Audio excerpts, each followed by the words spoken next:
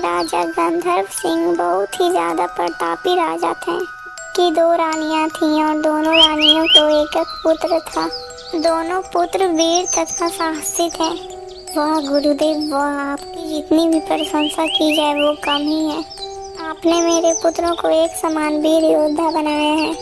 मैं आपका ये ऋण कभी भी नहीं भुला सकता। महाराज, इसमें ऋण की क्या बात है? मेरा तो ये फर्ज ही था कि मैं आपकी दोनों पुत्रों की वीर योद्धा बनने में मदद करूं।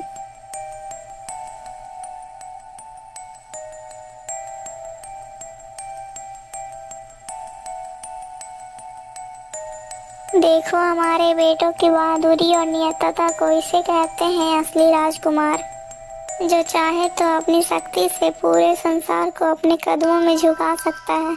इनके होते हुए हमारे देश की ओर कोई भी शत्रु आंख उठाकर नहीं देख सकता है। महाराज गंधर्व सेन की जय हो, महाराज गंधर्व सेन की जय हो, राजकुमारों की जय हो। उसी समय पूरा राज दरबार महाराज और राजकुमारों की जय जयकार से गूंज उठता है। ठीक उसी प्रकार कुछ दिन बीत जाते हैं, लेकिन खुशी का परंपरा बहुत ही जल्दी समाप्त हो जाता है। राजा गंधर्व सेन की मृत्यु हो जाती है।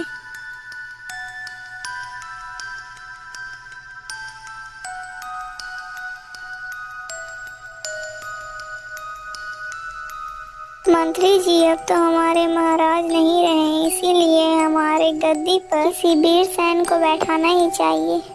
वह हमारे राजा के प्रथम पुत्र हैं, इसीलिए उनको ही वीर गद्दी पर बैठाना चाहिए।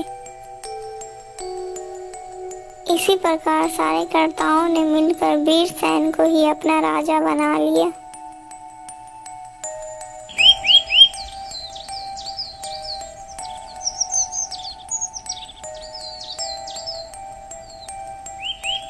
मंत्री जी, हमारे राजकोष से हर रोज 1000 सोने की मुद्राएं गरीबों में दान दी जाएं तथा उनकी याचनाओं को जल्द से जल्द भी मेरे पास पहुंचाया जाए।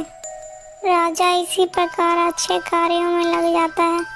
एक दिन की बात है, वीर सैन जंगल में शिकार करने के लिए घूम रहा था।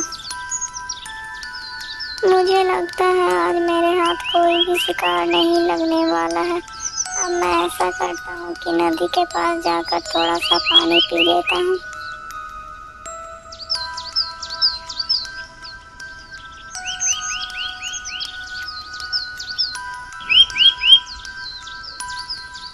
अरे वाह, ये लड़की कौन है? ये तो बहुत सुंदर है। इसके जैसी सुंदर लड़की तो मैंने आज तक नहीं देखी। अरे सुनिए, आपका क्या नाम है? मैं इस राज का राजा हूँ। मैं नंदिनी हूँ। मेरे पिता मिट्टी के बर्तन बनाते हैं, तो मैं इस नदी के पास मिट्टी लेने आई थी। वीर सैन मन ही मन उस सुंदर लड़की से प्रेम कर बैठता है। जब वो वापस महल आता है तब वो उसी लड़की के बारे में सोचता रहता है। क्या करूँ, कैसे मिलूँ उस लड़की से? मेरा मन तो विचलित हो रहा है। मैं ऐसा करता हूँ कि कल सुबह होते ही उसके माता पिता से मैं मिलकर नंदिनी का हाथ मांग लेता हूँ। सुबह होते ही राजा उस कुम्हार के घर पहुँच जाता है। महाराज, इससे ज्यादा और खुशी की बात मेरे लिए क्या हो सकती है कि आप मेरी बेटी से विवाह करना चाहते हैं। इसी प्रकार वीर सैन उस लड़की से विवाह कर लेता है। उसी के राज में एक ब्राह्मण रहा करता था, जो कि दिन रात देवी माँ की पूजा किया करता था। अजी सुनिए, आज आप जल्दी से भिक्षा मांगने चले जाइए। वैसे भी हमें बहुत दिन भूखे रह के सोना पड़ा है। यदि आप जल्दी चले जाएंगे तो हो सकता है अनाज कुछ ज्यादा मिल जाए। ठीक है भाग्यवान, मैं अभी चला जाता हूँ। इसी प्रकार ब्राह्मण रोज भिक्षा मांगता और देवी माँ की खाली समय पूजा किया करता। एक दिन देवी माँ को उसकी श्रद्धा भावना को देखकर उस पर दया आ जाती है।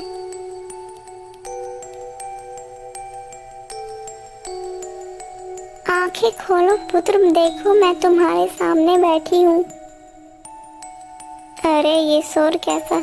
अरे माता, माता, आपने मुझे दर्शन दे दिए माता। माता माता, आपके दर्शन पाके तो मैं एकदम खुश हो गया माता। हाँ पुत्र, मैं भी तेरे श्रद्धा भाव को देखकर मैं भी तुमसे मिले बिना नहीं रह पाई। मांगो पुत्र, तुम्हें क्या चाहिए? माता, मुझे कुछ भी नहीं चाहिए। मुझे आपके दर्शन हो गए माता, मेरी सारी बाधाएं दूर हो गईं। अब मुझे कुछ भी नहीं चाहिए माता। नहीं पुत्र, मैं तुम्हें कुछ दिए बिना यहाँ से नहीं जा सकती। फिर देवी माँ उस ब्राह्मण को एक अमर फल देती है। यह लो पुत्र, यह अमर फल है। यदि तुम किसी भी व्यक्ति को यह अमर फल खिला दोगे तो वो अमर हो जाएगा। ब्राह्मण उस फल को पाकर बहुत ही ज्यादा प्रसन्न हो जाता है। अरे भगवान, देखो देखो, देवी माँ ने मेरी तपस्या से प्रसन्न होकर मुझे अमर फल दे दिया। यह लो भगवान, तुम इस फल को खा लो और तुम इस फल को खाते ही अमर हो जाओगी। स्वामी, यह फल तो हमारे किसी भी काम का नहीं है। अरे भगवान, ये तुम कैसी बातें कर रही हो? जिस फल को पाने के लिए सारे देवता और दानव तरसते हैं, उस फल को तुम कह रही हो कि यह हमारे किसी भी काम का नहीं है। स्वामी, हम में और देवता में बहुत ही बड़ा अंतर है।